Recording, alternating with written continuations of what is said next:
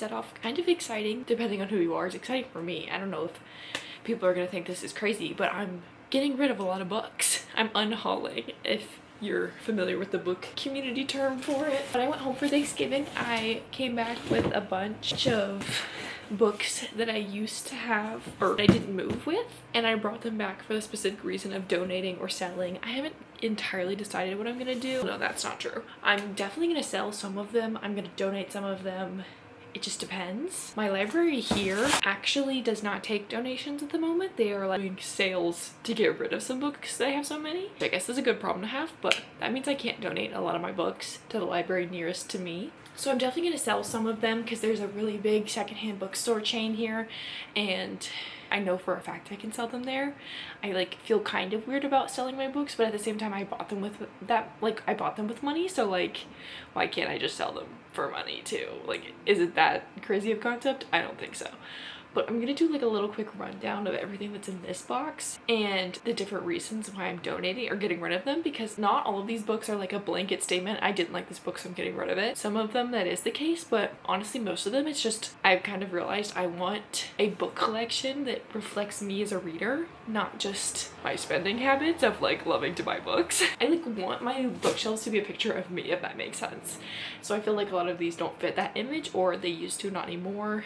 And honestly, me saying that I want them to fit as a picture of me is very relative, because obviously I'm going to change a lot as a person, but like I'm not going to clean out my bookshelves every single time I go through a different phase. I don't want to get too deep. Like this is not supposed to be a deep thing that I'm talking about. I'm just like trying to clarify. Anyways, for example, the Truly Devious series. I think these books are great. They're like a little YA mystery about this girl going to like a fancy rich school, and like all these kids have special talents, or like they're really smart in specific subjects. I thought this was a great little series. There's more books than this, but I never continued it. I would highly recommend, if that's something that appeals to you, like definitely go for it. I just don't want these on my shelves anymore. Therefore, I'm unhauling. All of these books are YA books, and that's the reason I'm unhauling them. I've really come to a realization that YA books are just really not for me anymore. Like, even if the premise of them sounds really interesting, I just don't really want to read them. I don't think they ever really reach more than a 3 stars for me. This is some rapid fire YA books that I'm getting rid of. Caraval and Legendary. No, Caraval and Finale, because for some reason I don't have Legendary. Renegades, Magnus Chase and the Gods of Asgard, and 2 Lynn Painter books, Better Than the Movies and The Do-Over. Love Better Than the Movies. I think it's great, but like I said, it's not a reflection of me as a reader. Funny, just honestly didn't like that book. The 7 Husbands of Evelyn Hugo. This book is good. Once again, doesn't reflect me as a reader. If We Were Villains. It's kind of branded as a knockoff The Secret History, and I like The Secret History better. Not that it's a bad book. That's just my opinion. Carrie Soto is back. I don't know how I feel about Taylor Jenkins Reid, to be honest. The Atlas 6. We'll get into this in a minute because I have 2 other Olivia Blake books that I'm unhauling. So, Lemon Other Words by Christina Lauren. Great book. I think the cover is kind of ugly. I don't really want it. Fourth Wing. I'm not continuing the series, and I just don't want it on my shelf. So, The Creative Act nonfiction book. I don't think I should buy physical copies of nonfiction anymore. That brings us to the part where I'm choosing the ones off my shelves because I'm getting rid of them because I didn't enjoy reading them this year. Starting with the aforementioned 2 other Olivia Blake books. I don't think her writing style is for me, which is really sad because I literally have 3 books of hers. So, anyways, funny story. Love this book. Love Emily Henry. I just know that I'm going to buy the paperback when it comes out and it matches all the other ones. So I'm getting rid of the hardcover. I don't think I'm ever going to buy a hardcover Emily Henry book when it comes out immediately. I just need to read it on my Kindle and then buy the paperback. I know that there's going to be a funny story version that looks like this. Has a cute little different colored spine and they all match. I have every other Emily Henry book at my mom's house. So anyways, I'm just getting rid of this one so I can buy the one that matches, and I'm not doing that ever again. My lesson is learned. With the River Nose, did not like this book. Boring. First Line Wins. I think similar to not buying nonfiction anymore in physical form, I don't think I need to buy physical forms of mystery thrillers anymore. I don't think those are for me. Ties in with not buying physical nonfiction anymore. I'm debating this one, She and Her Cat, because this is a really strange book, but it's a really cute cover and a really cute title. So like anybody looking at my shelves will be like, oh, that's so cute. And like I have cats, and like I actually think I'm just gonna keep this for aesthetic purposes, unfortunately. Is that crazy? I don't know. I think I'm gonna get rid of In Cold Blood. I thought it was fine. It was a good read. I don't want it anymore though. I have Emily Wilde's Encyclopedia of Fairies and Emily Wilde's Map of the Otherlands, and these are from Target, and Barnes & Noble has exclusive versions of these books that I think are so much cuter, and the series is good, but it's not my favorite. So when the next one comes out, I'm probably just gonna read it on my Kindle, and I don't know, I just don't want these. I feel so weird just saying like, oh, I don't want these books, but like that's just how I feel, so then I feel the need to get rid of them. I'm gonna get rid of Homesick for Another World. This book is weird and I don't think I'll read it. I read the maybe first 1 or 2 short stories in here and I hated them both, so we're getting rid of that. I think the last and final books that I'm gonna donate / give away / sell, I'm not sure yet. This is the Magnolia Parks series, excluding the most recent one. And I simply think the more I hear about this series, the less I want to read it. And I'm kind of upset about it. I did buy all of these right before the new covers came out because I think the new covers are not the cutest. And why did I feel the need to do that when I hadn't even read the books yet? I have no idea. Very, very stupid decision, but I'm also getting rid of these. So now my bookshelves, well, first of all, look at this pile. But now these shelves are a little bit of a disaster, so I'm going to do some rearranging.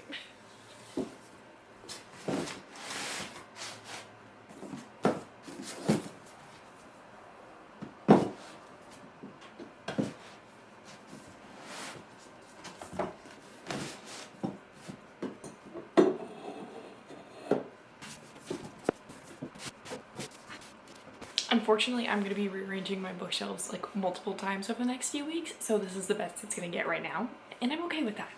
I just showered and I'm about to head to the store to sell my books. I was gonna get up this morning, or I convinced myself I was gonna get up this morning and do it when they first opened. So the thing I'm worried about is there's gonna be a huge line. It's the weekend before Christmas. So I feel like that means a lot of people will try to sell stuff. I don't really know. That's what my sister said and I believe her. So I am downloading a book on my Kindle. I'm also gonna bring my AirPods. I'm just actually so nervous. Here, I'll show you. I have this box and this tote to bring it in to the store. I am having anxiety about it because and I want to tell this to you because I think it sounds so stupid, but I'm afraid I'm gonna walk in there and look stupid carrying a box and a tote, so then I kind of want to put all of the books inside the box into another tote because I feel like that looks less stupid. Is that not the dumbest thing ever? Like, I am like afraid of walking into a store with a box of books. When they buy books and I'm selling books, it makes sense for me to walk in there with a box, but I don't want to. I think that I'm gonna look stupid. So I actually genuinely think I'm gonna try to fit these in another tote because I think I have one that's big enough, and also because I kind of want to count how many books I'm bringing in. Actually, literally, as I'm trying to pack this in a tote, that's literally just not gonna work. Like, a box is really the only way this is gonna work because I have so many to bring in. So, whatever. I'm just gonna look stupid. I really don't think anyone's gonna have a problem with it except for me. At least that's what I'm gonna keep telling myself until I get there. I'm just so nervous. I don't want it to take forever. I don't know. Well, okay, honestly, I don't care if it takes forever at this point. I'm concerned that I'm gonna walk in the door and they're gonna be like, sorry, we have too many orders today. You have to leave. If that happens, that's fine. Guess what? I can do it another day, but I'm literally stressed. I just turned my books in. I have my little claim ticket. It's 6:11 now. I'm very curious to see when they're gonna be done with my order, and I'm a little nervous. It's gonna be a really long time. Okay, that actually didn't take that long. It was maybe like an hour or so, maybe 30-45 minutes, but I got $67. And I'm gonna put the number of books that I gave them up on the screen because I don't remember, but since I ran through all of them before I donated them, I'll count in the future. I'm gonna do something else fun and book related. I still have never watched the Battle of Songbirds and Snakes movie, the newest Hunger Games book, so I'm gonna watch it right now actually. I've been really not watching TV or movies recently, so this is a bit of a change. I go through phases. I watch a lot of YouTube, like a lot. That's like my TV is just watching YouTube. So let's take it, especially Bookmas. Ugh, love Bookmas, love Vlogmas. But yeah, I'm gonna switch it up, watch a movie, and I think this is fun to include because it's book related. So honestly, wasn't like a super big fan of the book. I thought it was pretty okay, but I am really interested to see the movie because they did really well with the other Hunger Games movies, so I kind of expect the same for this one. I have to have a Stars add-on. What the heck? Okay, let's see if I can watch it on Amazon. 1 second. Okay, I had to rent it on Amazon, but shout out to my sister. It was 99 cents. I used her account. I'm so excited. Oh my gosh.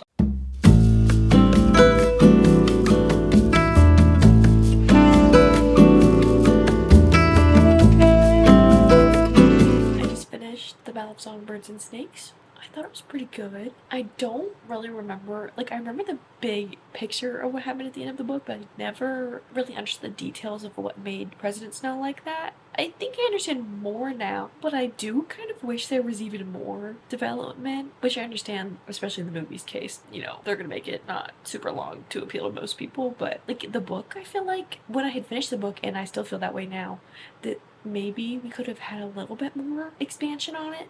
It left me wanting more. So the movie was good though. I definitely think the other Hunger Games movies are better, but like I don't know if that's a crazy statement to say because I have more of an attachment to those movies. But yeah, that was fun. I'm glad I watched it. I need to think of more bookish movies or movie adaptations of books to watch because there's gotta be oh, actually I already know of one. I need to watch Gone Girl because I read that book this year and I've never seen that movie, but it's already 11:15. I don't have time for that.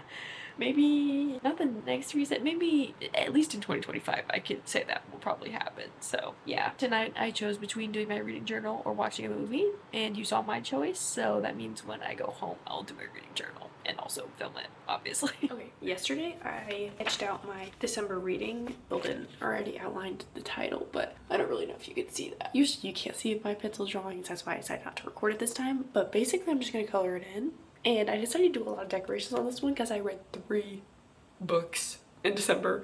So I have a lot of free space, but I'm excited for this part because it's basically just, it's like a color.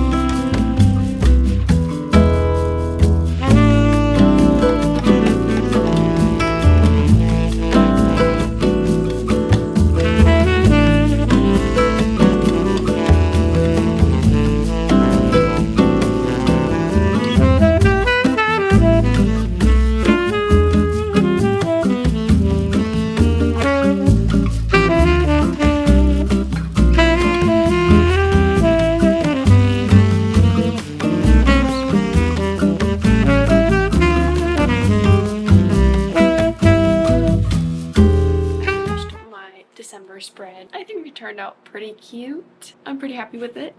There's some last things I want to do because this is obviously the last month spread, but I think I'm gonna double check. I think my library does color printing, and if they do, I'm gonna make a sheet to print out so I can paste in my favorite books from each month, and I'll do a whole spread about that. And then I also want to make a vision board for 2025 to make for my computer background because I feel like I see everyone do that and I never do that. I love making vision boards though, so I don't know why I don't know what to start with. I think I'll check on the printing and make a document to print out at the library, and then I'll move on to the vision board. I forgot I was gonna film this, but I made a sheet with all the books, and I actually decided to do my top 24 of 2024. I'm making a video on that as well. That should be out soon. Now that that's over, I'm gonna do my vision board, and I'm so excited for that. I'm gonna frolic around on Pinterest and find my dream life.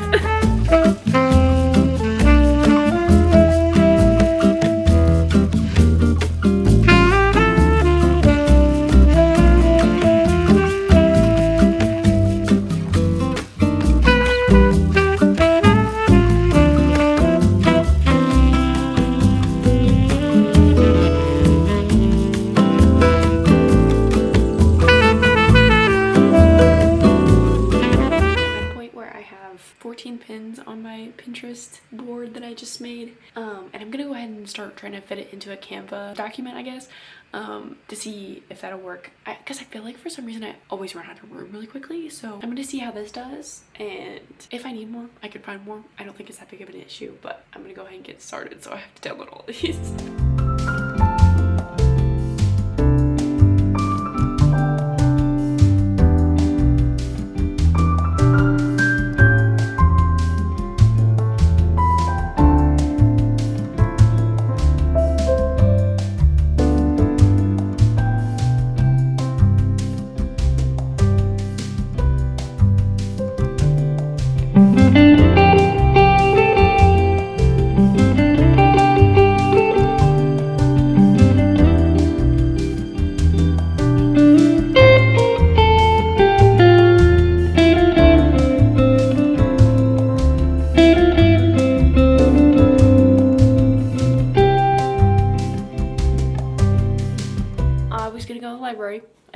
most. So I can't do my top 24 or 2024, but I did also just realize that I didn't fill out this page with my 3 books. That's really the only thing I have left to do in here.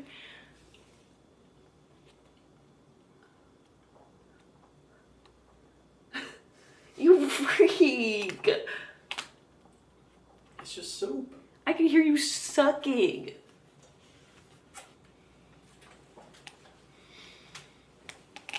You wanna come look at my December spread?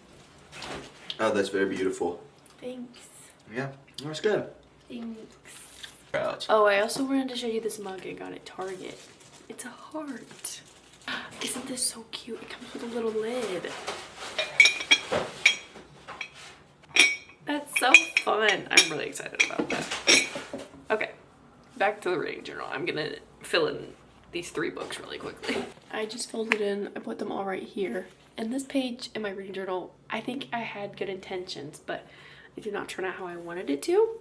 Which I'm glad I tried it though, because when I make my reading journal spreads for 2025, I know what not to do on here. But speaking of my 2025 reading journal, I'm gonna do a whole video for setting up those spreads, and I'm just gonna move doing the top 24 books of 2024 into, I'll do it in that video too, because I obviously have to go to the library for that. But so that's all for the reading journal. I'm still working on my vision board. We'll get back to that.